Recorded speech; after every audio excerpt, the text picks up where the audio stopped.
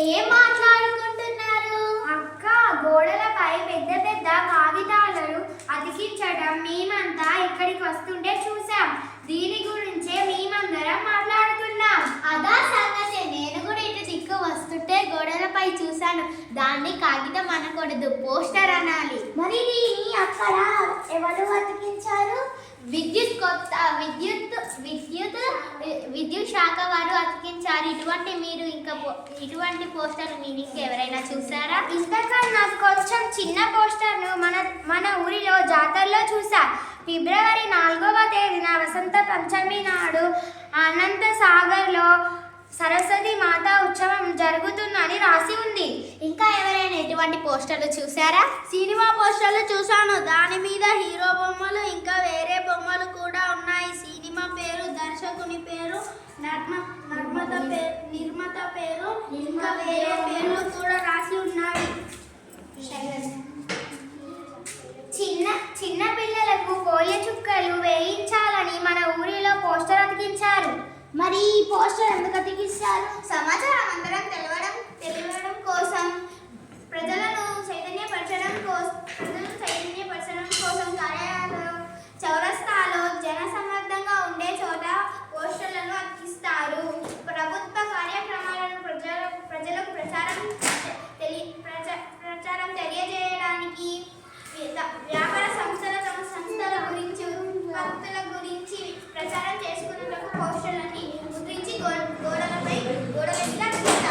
సర్కార్ గురించి తెలియజేసేవి కూడా అతికించారు కదా? అవును.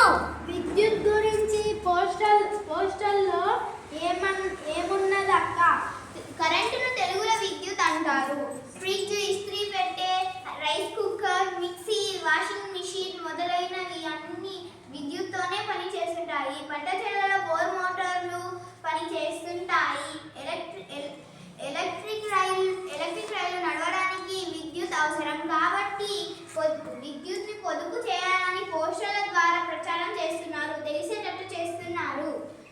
ఇన్ని అవసరాలు ఉండగా విద్యుత్ సరఫరాను రోజులో ఎక్కువ సార్లు ఎందుకు నిలిపిస్తారు?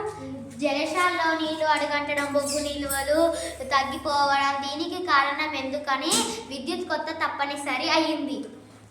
విద్యుత్ కోతకు నీళ్లకు సంబంధం ఏందక్క? విద్యుత్ ఉత్పత్తిని నీటిని వినియోగిస్తారు. వానలు లేక, జలాశయాల్లో చలినంత నీరు లేక విద్యుత్ మన అవసరాలకు తగినంత తయారవడం లేదు.